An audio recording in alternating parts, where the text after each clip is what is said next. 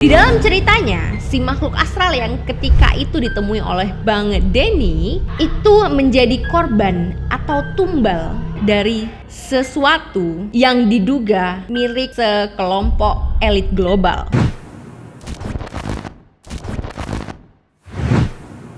Assalamualaikum warahmatullahi wabarakatuh.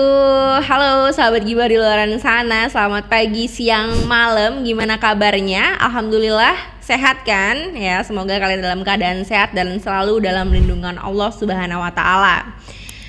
Sebelumnya kita mau minta maaf dulu nih teman-teman, karena memang kita sangat-sangat lambat update. Ini ada hal yang membuat kita sangat lambat update. Jadi kita terpaksa harus pindah studio dan kabar buruknya studio baru kita juga belum jadi. Saya mohon dukungan nih dari teman-teman dan sobat-sobat Gibah di luar sana untuk selalu keep pantengin kita. Jangan lupa like, subscribe, dan share video kita sebanyak-banyaknya biar makin banyak yang nonton, terus studio kita bikin cepet jadi gitu ya.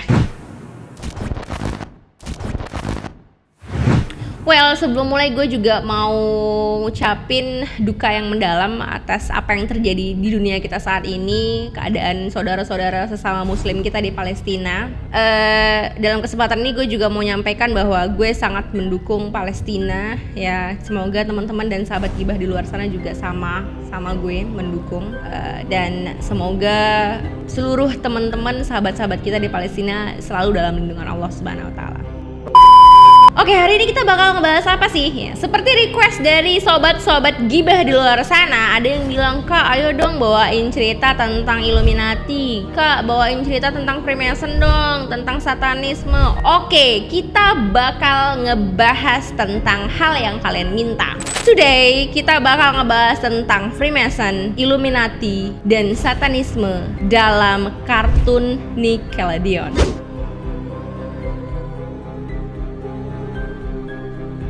Mungkin bagi teman-teman atau sahabat-sahabat Gibah di luar sana gak asing lagi dengan kartun Nickelodeon ya. Kayak gue dulu aja waktu gue masih kecil, gue tuh sering banget nonton kartun ini ya, besutan-besutan atau keluaran dari karyanya si Nickelodeon. Banyak banget sih, ada SpongeBob SquarePants, Dora the Explorer, lalu kemudian Arnold, dan banyak lagi lainnya.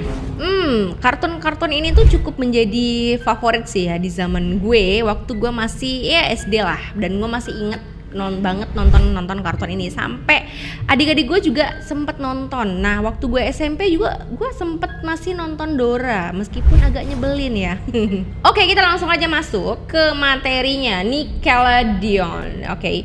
Sebenarnya Nickelodeon itu adalah bahasa Latin yang kemudian bisa kita terjemahkan dalam bahasa Inggris. Nickelodeon terpisah seperti ini. Ya, setelah diartikan, artinya adalah I don't care about God. Ya, itulah arti Nickelodeon yang dalam bahasa Latin kemudian diterjemahkan ke dalam bahasa Inggris, yang artinya lagi dalam bahasa Indonesia adalah saya tidak peduli dengan Tuhan.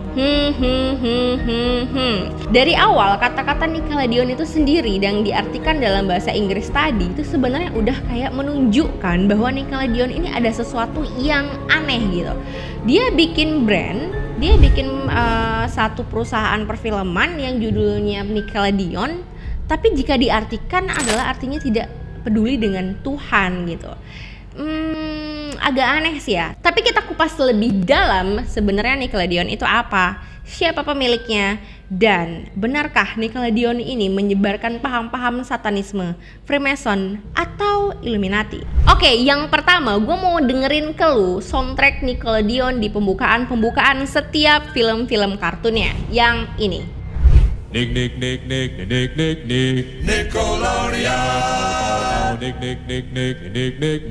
Nickelodeon.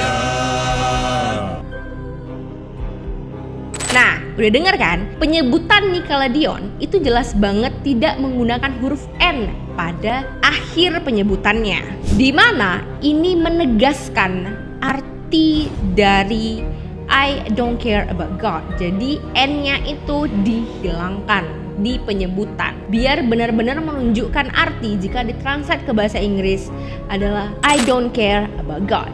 Kemudian, ayo kita sama-sama telusuri lagi sebenarnya siapa sih pemilik Nickelodeon. Ada beberapa jajaran produksi-produksi atau merek-merek televisi yang kemudian mengerucut pada sebuah nama seperti Nickelodeon, Paramount Picture, Viacom CBS, National Amusement. Mereka ini dikuasai oleh satu family atau family miliarder lah ya, bernama Redstone. Yap, Redstone Family.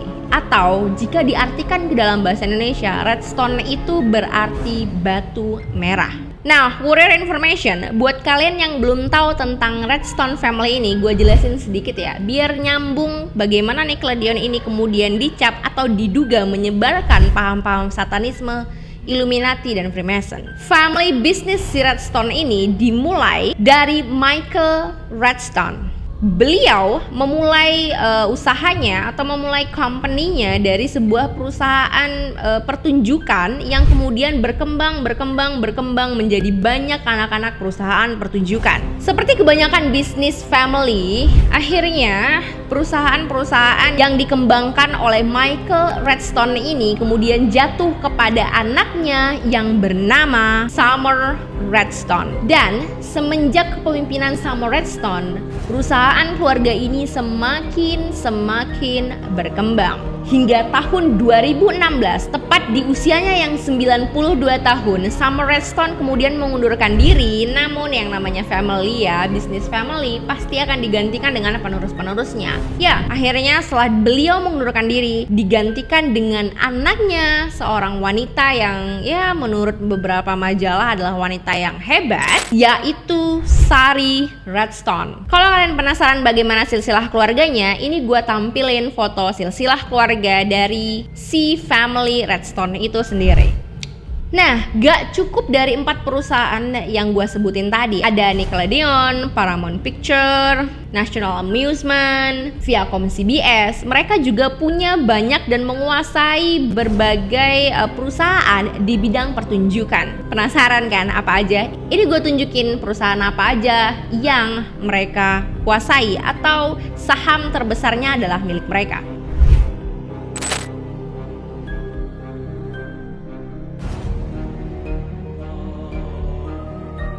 Lalu, apa hubungannya keluarga Redstone dengan satanisme dan apa hubungannya Nickelodeon dan satanisme? Kalau ditanya tentang hubungan Nickelodeon dan Redstone, udah jelas-jelas saham Nickelodeon itu paling besar dimiliki oleh keluarganya atau family business dari si Redstone.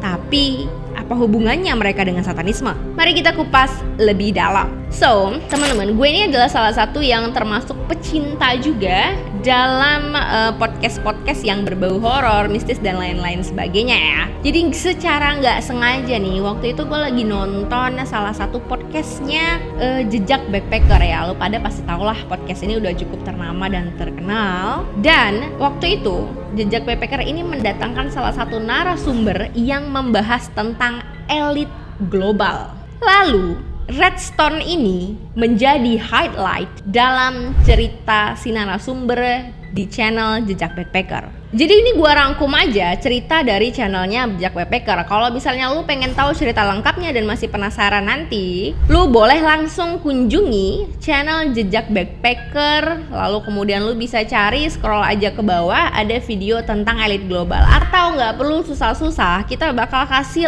linknya di bawah. Nah, waktu itu Jejak Backpacker itu dia mengundang seorang narasumber bernama Bang Denny. Bang Denny ini ya bisa dibilang indigo sih, karena beliau bisa melihat makhluk-makhluk astral atau tak kasat mata. Dalam ceritanya, si narasumber ini, Bang Denny, bertemu sesosok makhluk astral ya. Lalu kemudian si makhluk astral ini berusaha meminta tolong untuk disempurnakan oleh Bang Denny. Namun dalam perjalanan untuk mencari asal muasal kenapa makhluk astral ini meninggal, apakah dibunuh dan lain sebagainya, Bang Denny ini cukup banyak mengalami kesulitan. Di dalam ceritanya, si makhluk astral yang ketika itu ditemui oleh Bang Denny itu menjadi korban atau atau tumbal dari sesuatu yang diduga milik sekelompok elit global. Dan elit global ini menguasai dunia dan menguasai keuangan dunia, bahkan Indonesia. Cara si elit global ini menguasai keuangan dan dunia termasuk Indonesia yaitu dengan menyebarkan batu merah atau redstone ke berbagai negara. Nah, si redstone ini meminta tumbal nyawa manusia. Dalam ceritanya, iblis yang mendiami si redstone atau batu merah ini digambarkan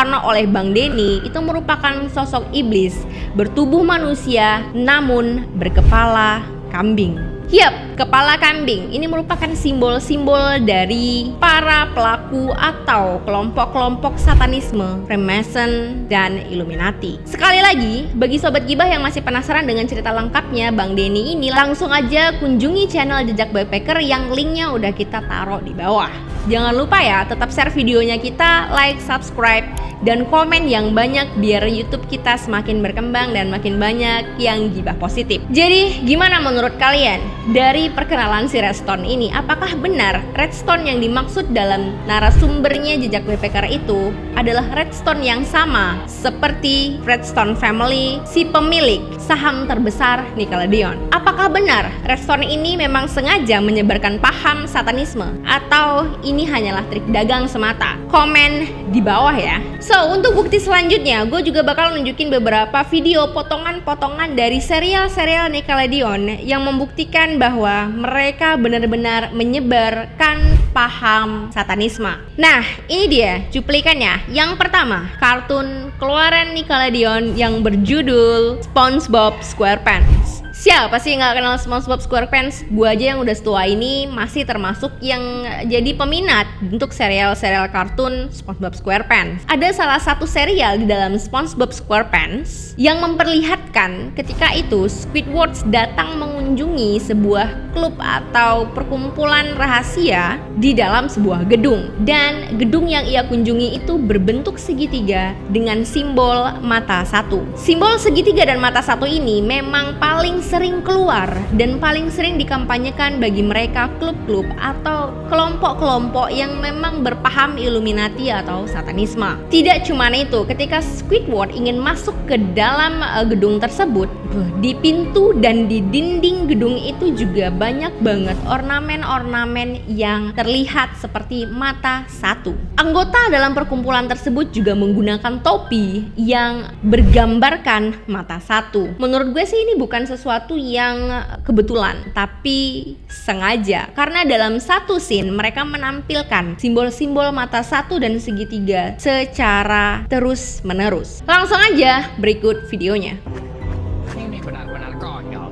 Tidak mungkin ada yang percaya begitu saja kalau SpongeBob dan Patrick adalah pelot albino. Jangan khawatir, aku akan menyelamatkan.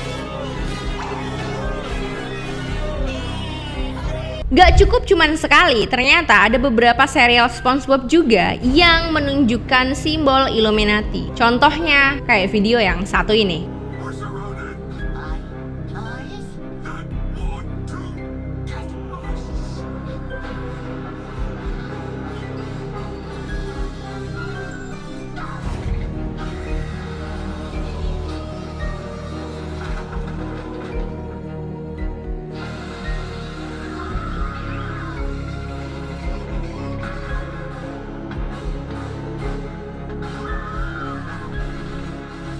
Yang kedua, kartun The Very Odd Parents. Langsung aja lihat videonya.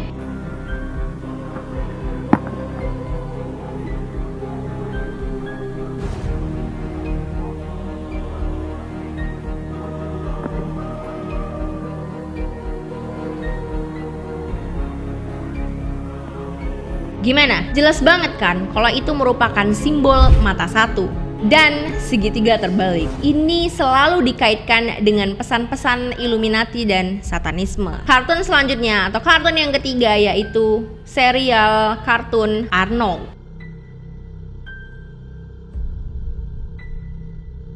Mungkin gak banyak yang tahu tentang kartun Arnold, tapi kartun ini sempat populer di tahun 90-an. Dan gue dulu waktu SD, gue inget banget gue sempet nonton film ini. Cukup menarik sih sebenarnya ceritanya. Ceritanya itu mengenai seorang anak laki-laki yang bernama Arnold. Ia adalah anak yatim piatu yang tinggal di kota yang cukup kumuh. Pada satu adegan di dalam serial kartun Arnold menayangkan seorang pria yang sedang bermeditasi, namun pria tersebut mengenakan topi yang bersimbolkan mata satu, seperti berikut ini. Di sini gue mau minta maaf karena memang serial ini sepertinya sudah tidak ditayangkan lagi, atau mungkin memang karena saking lamanya ini kartun gue juga nggak dapet. Jadi yang gue dapet adalah hasil screenshot dari beberapa website. Yang terakhir, ini adalah kartun yang paling sering ditonton oleh anak-anak, dan ini biasa sih ditonton oleh anak-anak Indonesia. Bahkan gue dulu juga sempet nonton. Sampai sekarang pun kartun ini masih banyak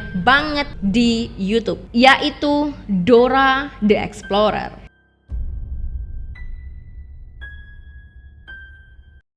Kartun ini berceritakan tentang petualangan seorang gadis bernama Dora dengan monyetnya yang bernama Boo. Dan jika dicari di Wikipedia, Dora the Explorer menurut keterangannya merupakan tayangan televisi anak-anak atau tayangan edukasi untuk anak-anak. Benarkah Dora itu tayangan edukasi atau tayangan edukasi yang di dalamnya mengandung satanisme? Ya, gue juga mengakui bahwa tayangan ini cukup populer, anak-anak sampai sekarang juga masih suka. Tapi meskipun kayak gitu, ada sisi sebelnya sih ya kalau gue nonton Dora. Itu banyak banget pengulangan-pengulangan, dan memang Dora ini diset untuk begitu ya teman-teman. So, di mana sih sisi satanismenya Dora? Selain sering banget Dora itu membentuk lambang segitiga seperti ini, ada satu yang saat ini paling populer dan lagi booming. Jika soundtrack lagu Dora diputar terbalik, maka kata-kata dari soundtrack lagu Dora itu adalah kata-kata pemujaan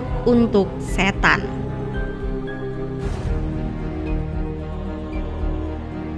Penasaran kan? Buat yang gak kuat gak usah denger dan nonton. Tapi gue tetap tayangin sebagai bukti bahwa Dora mengandung unsur satanisme dan Illuminati. Berikut audionya dan videonya, lo dengerin sendiri.